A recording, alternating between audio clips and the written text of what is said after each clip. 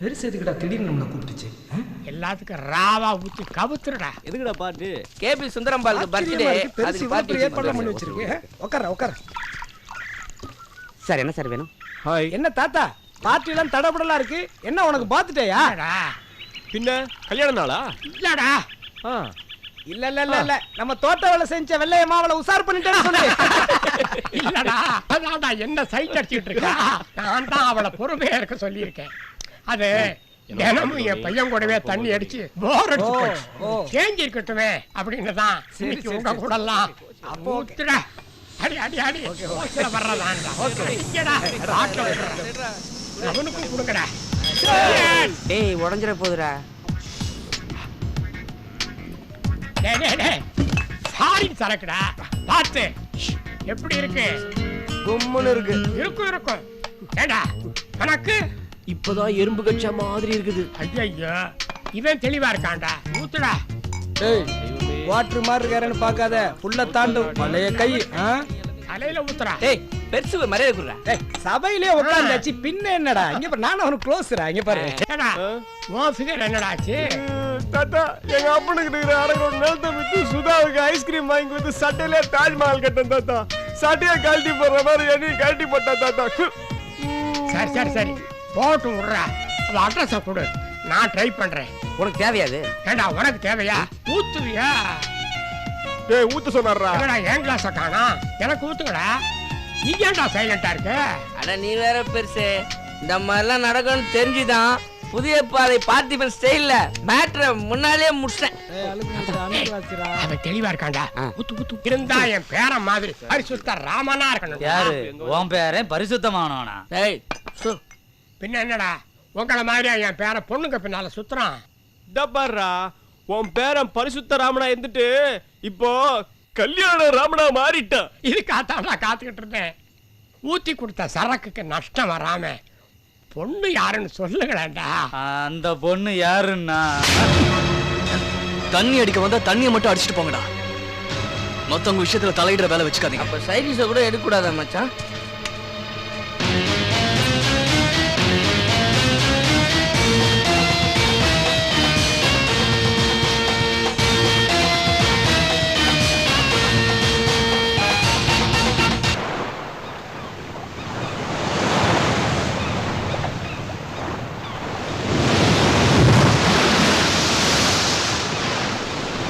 நீ பண்ண ரொம்ப தப்புடா.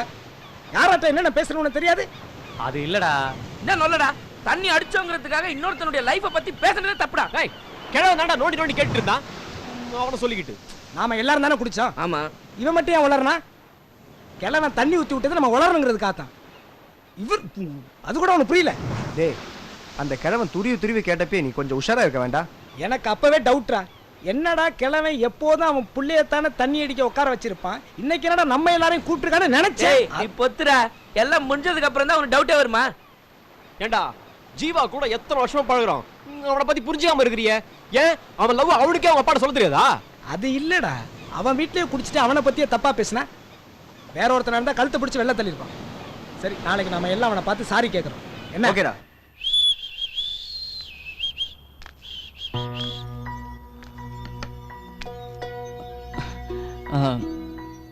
அப்பா உங்ககிட்ட கொஞ்சம் பேசணும்பா. பாப்பலாம்.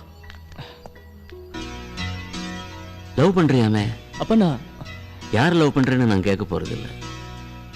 என் பையன் கல்யாணம் பண்ணிக்கணும்னு நான் ரொம்ப ஆசைப்பட்டேன், உண்மைதான். ஆனா கல்யாண ஆசை வந்து என் பையன் லவ் பண்றான்னு தெரிஞ்சு ரொம்ப கஷ்டமா இருக்கு. பொறுப்பா இருக்க வேணாமா? அந்த பொண்ணோட அப்பன் கேட்பான், பையன் என்ன பண்ணிட்டு இருக்கான்னு. என்ன சொல்லுவா? அப்பா ஏராளமா சம்பாரிச்சு வச்சிருக்கான், வேலைக்கு உட்காந்து சாப்பிட்டுட்டு பையன் தூங்கிட்டு இருக்கான்னு சொல்லுவா முடியும்? அப்ப எனக்காக வேணாயா, உன் காதலியோட அப்பன் கேட்கிற கேள்விக்கு பொறுப்பா பதில் சொல்றதுக்காவது நீ பொறுப்பா இருக்க வேணாமா? பொறுப்பா ஒழுங்கா யார் டியூட்டி எக்ஸிக்யூட் பண்றானோ அவன் தான் ரியல் எக்ஸிக்யூட்டிவ். வேலைக்காரன் கிட்ட இருந்து யாரு ஒழுங்கா வேலை வாங்குறானோ அதன் தான் நிஜமான முதலாளி. நம்ம கம்பெனியில் என்ன பிஸ்னஸ் பண்ணுறோன்னு உனக்கு தெரியுமா? நம்ம ஃபேக்ட்ரியில் என்ன வாங்குகிறோம், என்ன விற்கிறோம், எத்தனை பேர் வேலை செய்கிறாங்க, யாருக்கு என்ன சம்பளம் கொடுத்துட்டு இருக்கிறோம், வரவு என்ன, செலவு என்ன, what is the bank balance, எவ்வளவு டேக்ஸ் கட்டுறோம், எவ்வளவு டேக்ஸ் கட்டலை, இது எப்போவாவது தெரிஞ்சுக்க முயற்சி பண்ணியிருக்கிறியா? இல்லை. ஏதாவது கேட்டால் காலையில் ஒரு கார், மத்தியானம் ஒரு கார், சாயங்காலம் ஒரு கார்னு ஸ்டைலாக ஃப்ரெண்ட்ஸோட போயிட்டு சுற்றிட்டு வந்துட்டு இருப்பேன். தம்பி, நேற்று நீ எனக்கு தரையில் பிறந்த, ஆனால் கடவுள் புண்ணியத்தில் நாளைக்கு ஒருத்தன் அவனுக்கு தங்க தாம்பழத்தில் பிறக்க போகிறான். அவனுக்காவது நீ பொறுப்பாக இருக்க வேணாமாப்பா? என்னை பார்த்தா அவனுக்கு பரிதாபமாக தெரியலையா? காலங்காத்தால எழுந்துச்சு இந்த வயசுல ஒரு பிரீஃப் கேஸ் எடுத்துக்கிட்டு I'm running from pillar to post like a dog to do business. யாருக்காக இப்போ இதெல்லாம் பண்றேன் நான்? எப்போவாவது யோசனை பண்ணி பார்த்துருக்கிறியா? அப்பா தலையில எவ்வளவு சுமையை தாங்குறாரு. ஒரு மோரல் சப்போர்ட்டுக்காவது அப்பா பக்கத்துல போய் நிக்கலாம், அந்த சுமையை பகிர்ந்துக்கலாம்னு யோசனை பண்ணிருக்கிறியா? இல்லையே. நான் செஞ்ச பாவம் இருக்கட்டும்பா, பரவாயில்ல. இப்போ இந்த லவ் பண்ணி கூட உனக்கு பொறுப்பு வரலன்னா all the best you. God bless me.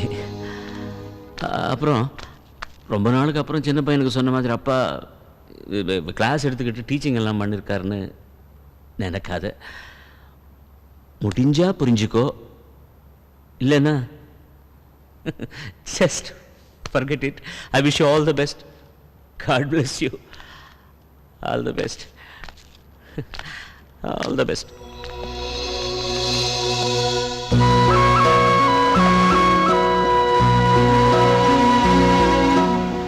பொறுப்பா ஒழுங்கா யார் டியூட்டி எக்ஸிக்யூட் பண்றானோ அவன் தான் ரியல் எக்ஸிக்யூட்டிவ்.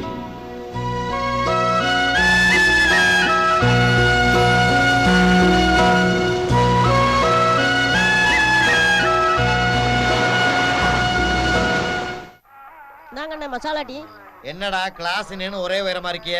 கடுகு சிறுத்தாலும் காரம் போகாதுன்னு சாப்பிட்டு பாருங்க, சும்மா குப்புன்னு இருக்கும். டீக்குல ஒரே கராமரா நடக்க, முடிய வெட்டு. குட்டி சத்தான வேலைக்கு வச்சிருக்கான் பாரு, களவாணி பையன்.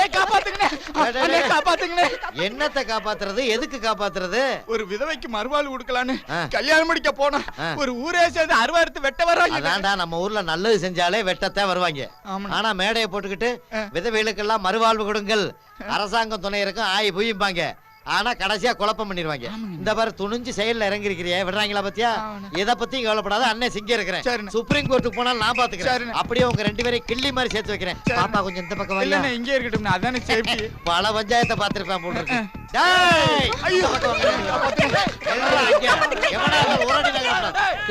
என்ன காரியம் செஞ்சுட்டு இருக்கானே தெரியுமா உனக்கு? தெரியும் ஐயா, விதவைக்கு மறுவாழ்வு கொடுத்திருக்கேன். அது விதவைகளுக்கு மறுவாழ்வு கொடுக்கிறது நல்ல விஷயம் தான், அது எங்களுக்கும் தெரியும். ஆனா இவ எப்படி விதவையானாங்கிறது தெரியுமா உனக்கு? அந்த வரலாறுலாம் உனக்கு எதுக்கு? அங்கதானே பஞ்சாயத்து சொல்றா பஞ்சாயத்தை. என் சின்ன வயசுல இருந்தே விதவைகளுக்கு மறுவாழ்வு கொடுக்கறங்கிறது என் லட்சியம்னே. கேட்டுக்கையா, அறுவாளை தூக்குறதுல பிரயோஜனம் இல்ல, நல்லா விசாரிக்கணும். நானும் எவ்வளவோ விதவைகளை பார்த்தேன், எவ்வளவு அழகா இல்ல. இவ ஒருத்தி தானே, நெத்தி நிறைய பொட்டு வச்சு, தலை நிறைய பூ வச்சு, கொலுசு போட்டு ஜலுக்கு ஜலுக்கு நடந்து வந்தா என் மனசு குளிஞ்சு போச்சுன்னு. நான் இவளை ஃபாலோ பண்ணேன். புருஷன் ஒரு டம்மின்னு தெரிஞ்சு ஒரு அம்மிக்கல்ல தூக்கி போட்டேன். பாதியில இழுத்துக்கிட்டு கிடந்துச்சு. எல்லாத்தையும் நான் தான் சொல்லணுமா, நீ சொல்லேன்டி. இவர் கல்ல போட்டதுல அவர் சரியா சாகலன்னு, அதனால தலையணை வச்சு அம்மிக்கு நானே கொன்னுட்டேன். அவர் செத்துட்டாரு, நான் விதவி ஆயிட்டேன். இவர் எனக்கு கிடைச்சிட்டாரு. நானே ஏத்துக்கிட்டேன். யோ சேர சோழ பாண்டியன்னு மூவேந்தர்களா வாழ்ந்துட்டு இருந்தோமையா, அதுல ஒருத்தனை கொண்டுட்டான் அவன். ஏன்டா, எந்த பொம்பளை அழகா இருந்தாலும் அவங்க புருஷங்களை கொண்டுட்டு விதவையாக்கி கல்யாணம் பண்ணிக்கிற குரூப்பாடா நீங்க? நெருப்பு மாதிரில பாக்குறாங்க, சமகாரம் பண்ணிடுவாங்க போல் இருக்க. எத்தனை மீட்டர் பா முடிச்ச?